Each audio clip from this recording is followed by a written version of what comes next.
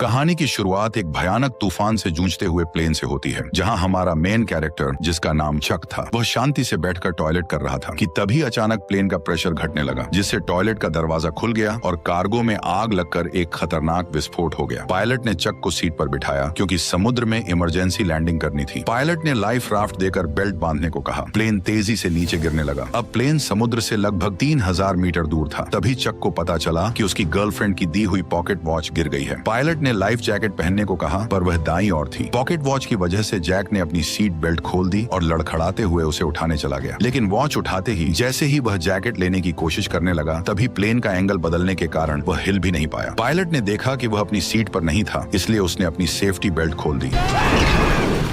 तेज झटकों से पायलट बुरी तरह घायल हो गया। पायलट ने प्लेन को समुद्र की सतह पर धीमी गति से टच कराया, लेकिन गलत लैंडिंग से पानी केबिन में भर गया। सेफ्टी बेल्ट न बंधे होने की वजह से चक की जान बच गई। तभी अचानक प्लेन का ऊपरी हिस्सा फट पड़ा और समुद्र का पानी प्लेन के अंदर भरने लगा। लेकिन किस्मत से चक के हाथ में इन्फ्लेटेबल राफ्ट था, पर जैसे ही उसने उसे खोला, तभी अचानक राफ्ट से जुड़ा हुआ हिस्सा प्लेन में फंस गया। डूबता हुआ एरोप्लेन चक को राफ्ट के साथ नीचे खींचने लगा, पर चक की किस्मत अच्छी थी क्योंकि राफ्ट से जुड़ी हुई रस्सी अचानक टूट गई और इस तरह लाइफ राफ्ट ने उसे खींचते हुए मौत के मुंह से बाहर निकाल लिया। आखिरकार चक सही सलामत समुद्र की सतह तक पहुंच गया। उसने अपनी पूरी ताकत लगाकर राफ्ट पर चढ़ने की कोशिश की और मरते दम तक राफ्ट के किनारे को कसकर पकड़े रहा, लेकिन वह धीरे धीरे उस इंजन की ओर बहने लगा जो अभी भी चल रहा था। पीछे खतरा देखकर उसने तुरंत आंखें बंद कर ली। तभी इंजन में आग लग गई और विस्फोट की लहर ने उसे उछालकर फिर से समुद्र में गिरा दिया। पूरा प्लेन एक जोरदार ब्लास्ट के साथ धीरे धीरे समुद्र में डूब गया, लेकिन खतरा अभी टला नहीं था। चक को न केवल समुद्र की तेज आंधी तूफान का सामना करना पड़ा, बल्कि एक के बाद एक उठती विशाल लहरों को भी झेलना पड़ा। वह बस लाइफ राफ्ट की रस्सी को कसकर पकड़े रहा। इसी तरह पता नहीं कितनी देर बीत गई और अचानक लाइफ राफ्ट की हवा निकल गई। तेज चट्टानों ने उसे फाड़ दिया। इसका मतलब था कि वह आखिरकार किनारे पर पहुंच गया था। वो अपनी आखिरी ताकत जुटाकर लाइफ राफ्ट को घसीटते हुए किनारे तक लाया। अगली सुबह जब धूप उसके चेहरे पर पड़ी, तब उसे महसूस हुआ कि वह जिंदा है और छोटे से आइलैंड पर बहकर आ गया है। लेकिन मौत के मुंह से बच निकलने के बाद भी उसे कोई राहत नहीं मिली, क्योंकि वह नहीं जानता था कि इस अनजान जगह पर उसे कौन कौन सी खतरनाक चीजों का सामना करना पड़ेगा। वह चलते चलते प्लेन से बिखरी हुई चीजें उठाता गया और आइलैंड के अंदर अपने ही जैसे लोगों की खोज शुरू कर दी। लेकिन जब उसने चारों ओर नजर डाली, तो उसका स्वागत केवल कभी खत्म न होने वाले सन्नाटे ने किया। इससे यह साफ था कि वो एक ऐसे आइलैंड पर फंस चुका था जो दुनिया के नक्शे पर भी नहीं था।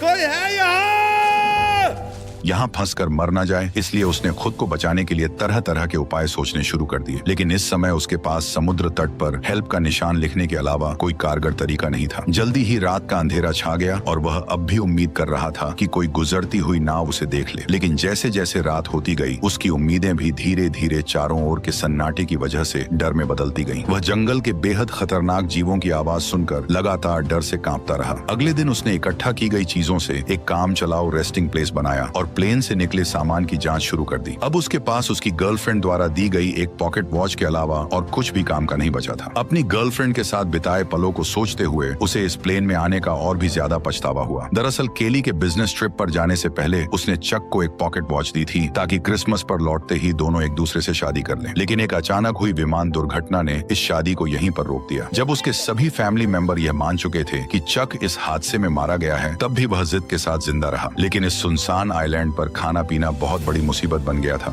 और चक कब तक टिक पाएगा यह भी किसी को नहीं पता था। उसने अपनी कंपनी के बहुत से पार्सल वापस इकट्ठा किए, लेकिन उसने उन्हें खोलने का फैसला नहीं किया, क्योंकि उसके लिए यह उसके काम की ईमानदारी थी। चाहे वह अनजान टापू पर ही क्यों न फंसा हो, पर वह अब भी ग्राहकों के भरोसे को तोड़ना नहीं चाहता था। कल जो उसने समुद्र तट पर हेल्प के साइन बनाए थे, वे भी समुद्र की लहरों से कब के मिट चुके थे। उसे कुछ खराब लकड़ियों का इस्तेमाल करके फिर से हेल्प लिखना पड़ा। धीरे धीरे चक के मन में जिंदा रहने की चाह और भी बढ़ती जा रही थी। उसे पता था कि अगर यहाँ से निकलना है तो हर हाल में जिंदा रहना होगा। लेकिन इस वीरान छोटे टापू पर सख्त नारियल के अलावा उसे खाने लायक कुछ भी नहीं मिला, और क्योंकि उसके पास नारियल खोलने का कोई औजार नहीं था, इसलिए नारियल खोलना भी उसके लिए बेहद मुश्किल काम बन गया था। फिर उसने एक धारदार पत्थर से आखिरकार नारियल को फोड़ दिया और उसके पानी का स्वाद लेने लगा, जो उस पल उसके लिए अमृत जैसा था। लेकिन वह केवल नारियल से संतुष्ट नहीं हुआ। चक ने पेट भरने के लिए इस छोटे से टापू के अन्य हिस्सों की भी खोज करने का फैसला किया। वह यहाँ की सबसे ऊंची चोटी पर चढ़कर सब कुछ देखना चाहता था, लेकिन नुकीले पहाड़ी पत्थरों ने उसकी राह मुश्किल कर दी। इसलिए उसने पत्थर से अपनी पैंट का कपड़ा काटा, उसमें पत्ते मिलाए और एक जोड़ी जूते बना लिए। लेकिन जब वह पहाड़ की चोटी पर पहुंचा तब उसे पता चला कि यह सचमुच एक सुनसान टापू ही है। चारों ओर दूर दूर तक फैला समुद्र था, लेकिन उसके अलावा कोई और इंसान नजर नहीं आ रहा था। जब वह निराश होकर सोच रहा था कि आखिर वो कैसे अपनी जान बचा सकता है, तभी दूर एक अजीब सी चीज ने उसका ध्यान खींचा। वह बिना सोचे समझे उस चीज की ओर दौड़ पड़ा। उसे लगा था कि वह भी उसी की तरह जिंदा बचने वाला कोई पायलट है, लेकिन जब चक ने उस पायलट को पलट कर देखा तो पाया कि वह तो काफी समय पहले ही मर चुका था। दुखी मन से उसने पायलट की लाश को आइलैंड पर घसीट लिया और उसके पास से कुछ काम की चीजें इकट्ठा करने लगा। उसने एक जोड़ी अभी भी पहनने लायक जूते, एक टॉर्च जो अब भी जल सकती थी और एक बेकार हो चुका बटुआ अपने पास रख लिया। इसके बाद उसने पायलट के लिए एक कब्र खोदी और उसकी लाश को उसमें दफना दिया और उसकी मरने की तारीख एक चट्टान पर लिख दी। शाम के समय चक समुद्र तट पर बैठा अपने जूतों को निहार रहा था। उसके मन में एक अजीब सी उदासी थी। उसे लगा कि शायद अगली बार जो उस कब्र में लेटा होगा वह खुद ही होगा। इसे वजह से रात में चक सो नहीं सका। उसे समझ आ गया था कि अगर वह ऐसे ही हाथ पर हाथ रखे बैठा रहा तो उसका मरना तय है। इसलिए अगले दिन उसने जंगल में जिंदा रहने की कला सीखी। उसने पेड़ों की पत्तियों पर जमी ओस को इकट्ठा कर नारियल के खोल में जमा किया, क्योंकि उसे पीने के लिए साफ पानी चाहिए था। उसने लकड़ी की छड़ी को नुकीला कर मछलियों को पकड़ने का भाला बनाया। भले ही यह सब बेवकूफी भरा था, पर इस लगातार कोशिश ने उसे निराश नहीं होने दिया। उसी रात टॉयलेट करते वक्त उसने एक रोशनी देखी। वह जोर से चिल्लाया ताकि उस नाव का ध्यान खींच सके। उसे लगा जैसे उसे अब और यहाँ रहना नहीं पड़ेगा। उसने टॉर्च से संकेत दिया कि कोई उसे देख ले, लेकिन दूरी ज्यादा होने की वजह से यह हल्की सी रोशनी किसी काम की नहीं थी। जैसे जैसे वह रोशनी उसकी नजरों से धीरे धीरे ओझल होती गई, उसका दिल गुस्से और बेबसी से भर गया। इसलिए अगली सुबह सूरज निकलते ही वह बेसब्री से फटी राफ्ट लेकर उस जहाज की दिशा में बढ़ चला, क्योंकि यह उसके कई हफ्तों की कोशिशों के बाद मिली एकमात्र बच निकलने की उम्मीद थी। वह इसे यूं ही खोने को हरगिज तैयार नहीं था। हालांकि वह जैसे तैसे समुद्र को पार करना चाहता था, लेकिन वह बार बार लहरों की मार के आगे हार जाता था। उसने अनगिनत बार हिम्मत दिखाई, लेकिन हर बार समुद्र की लहरों ने उसे पीछे धकेल दिया। लेकिन फिर भी वह हार मानने को तैयार नहीं था। उसने बहुत कोशिश की, लेकिन आखिरकार समुद्र की लहरों ने उसे अपने अंदर समा लिया। पानी के अंदर पहुंचते ही अचानक उसकी जांघ एक नुकीले समुद्री पत्थर से टकरा गई और एक तेज दर्द ने चक की जांघ को खूनम खून कर दिया। इस वक्त उसमें अब और आगे बढ़ने की ताकत नहीं बची थी। वह बस टूटी फूटी राफ्ट को घसीटते हुए बुरी हालत में किनारे लौट आया। शाम के समय अचानक आसमान में तेज आंधी और मूसलाधार बारिश शुरू हो गई, जिससे पहले से ही घायल चक की मुसीबतें और बढ़ गईं। वह राफ्ट की मदद से केवल कंपनी के सामानों को ही ढक सका। फिर वो बारिश से बचने के लिए खून से बहती टांग के साथ कोई और जगह ढूंढने लगा। तभी उसे एक छोटी सी गुफा मिल गई और खुद को होश में रखने के लिए उसने कुछ घूंट गंदा बारिश का पानी पी लिया। लगभग पूरी तरह थक जाने के साथ उसका घायल शरीर अब और सहन नहीं कर सका और वह जमीन पर बेहोश हो गया। उसके पीछे रखी टॉर्च की बैटरी खत्म होते ही वो भी अंधेरे में डूब गई। अगले दिन चक फिर से तेज दर्द के साथ जागा। उसकी टांग के घाव में कीड़े लगने के लक्षण दिखाई दे रहे थे। इस सुनसान जगह पर अगर इसका इलाज ना हुआ तो उसे और भी बड़े खतरे का सामना करना पड़ेगा। जिंदा रहने की थोड़ी सी भी उम्मीद पाने के लिए उसे अपने मन की जिद छोड़नी पड़ी और उसने उन पार्सलों को खोलने का फैसला किया। पैकेजों में उसे एक दर्जन वीडियो टेप, एक गिफ्ट की तरह सजाया गया वॉलीबॉल, एक सुंदर महिला की लंबी ड्रेस और सबसे स्टाइलिश दिखने वाली एक जोड़ी स्केट्स मिले। लेकिन आखिरी पार्सल को उसने खोलने का फैसला नहीं किया। शायद इसलिए कि वह निराश नहीं होना चाहता था, या शायद इसलिए कि वह अपने लिए एक उम्मीद बचाकर रखना चाहता था। उसने पार्सल की पैकिंग में इस्तेमाल हुए फोम को अपने घाव पर लगाया। फिर जूतों के फीते खोलकर उसने उनसे काम चलाऊ पट्टी बांध ली। जूतों के ब्लेड उसके सबसे काम आने वाले औजार बन गए और लंबी ड्रेस की काली जाली से उसने एक आसान मछली पकड़ने का जाल बना लिया। मछली पकड़ने के औजार की मदद से कई दिनों बाद वह आखिरकार पहली बार पेट भर खाना खा सका।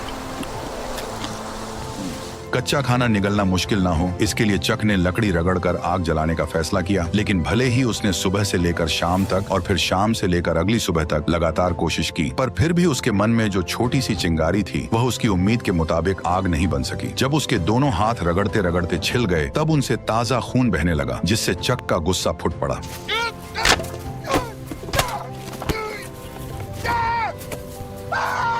आइलैंड की मुश्किल जिंदगी और पुरानी चोटों ने उसे पूरी तरह तोड़ दिया था। चक ने किनारे बैठकर अपने घावों को पानी से साफ किया और तेज दर्द ने उसे परेशानी का एहसास फिर से करा दिया। अब उसके लिए जिंदा रहना एक ऐसा सवाल था जिससे वह भाग नहीं सकता था। अभी अभी गुस्से में फेंकी गई वॉलीबॉल उसके पैरों के पास पड़ी थी, जिस पर उसकी ताजा लाल हथेली की छाप बहुत ही चमकदार दिख रही थी। तभी उसके दिमाग में एक अजीब ख्याल आया। उसने अपनी लार से हथेली के निशान पर 2 आंखें और ऊपर हल्की सी मुस्कान बना दी। अब वह वॉलीबॉल एक इंसान के चेहरे जैसी लगने लगी लगी थी। शायद बहुत ज्यादा अकेले रहने के कारण उसने तय किया कि वो इस चेहरे को अपना दोस्त बना लेगा। उसने वॉलीबॉल का नाम विल्सन रखा और उसे अपने पास रख लिया ताकि वह उसकी जिंदगी में उसका साथ दे सके। यह दृश्य थोड़ा अजीब जरूर था, लेकिन कम से कम उसे अकेला होना महसूस नहीं हुआ। विल्सन की निगरानी में चक को जैसे फिर से पूरी ताकत मिल गई। जैसे जैसे वह तेजी से लकड़ी को घिसता गया, लकड़ी के टुकड़ों के बीच सचमुच चिंगारी निकल आई।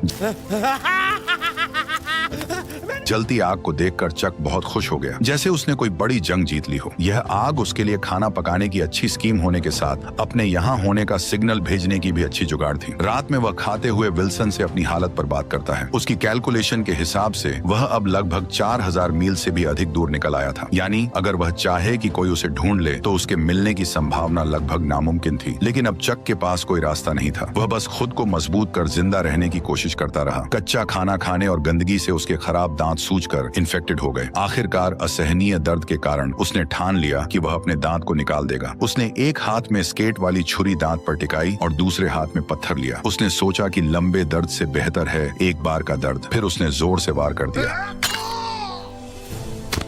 जंगल में जिंदा रहने में एक्सपर्ट होने के बाद भी उसकी आंखों में अब वह चमक नहीं रही थी। 4 सालों के अंदर चक अब एक जंगली आदमी बन गया था। हालांकि मछली पकड़ने में माहिर होने से उसे मांस की कमी नहीं थी, लेकिन उसकी आंखों में पहले जैसी जीने की गुंजाइश गायब हो चुकी थी। अब वह बच निकलने की कोई उम्मीद नहीं रखता था और हर दिन का जिंदा रहना बस उसकी अकेलेपन का एक और दिन था। पर कुछ समय बाद उसे चट्टान के किनारे से एक टिन का टुकड़ा मिला और वो उसे समुद्र तट पर ले आया। लेकिन जैसे ही समुद्री हवा ने उस टिन के टुकड़े को गिरा दिया, तभी अचानक उसके दिमाग एक आइडिया में आया। अगर वह इसका इस्तेमाल समुद्र की लहरों को चीरने के लिए कर सके तो शायद सच में उसके पास इस जगह से निकलने का मौका हो सकता है। यह आइडिया आते ही उसने एक पल और इंतजार नहीं किया। उसे इस सुनसान टापू पर से जल्द निकलना था। चक तुरंत हरकत में आ गया। सबसे पहले उसे एक नाव बनानी थी। उसने बहुत सारी टहनियां इकट्ठा की और उन्हें एक साथ रखा। फिर जंगली रस्सियों का इस्तेमाल किया और सबको एक साथ बांध दिया। यहाँ तक कि बेकार वीडियो टेप को भी रस्सी बना लिया। अब चक की मेंटल स्टेट बिगड़ने लगी थी। उसे लगने लगा कि विल्सन उसे देख रहा है और उसे जाने नहीं देना चाहता। इसी वजह से उस रात वह विल्सन से झगड़ पड़ा। मैं अपनी पूरी जिंदगी तुमसे बात नहीं कर सकता। सुना तुमने 2 टके के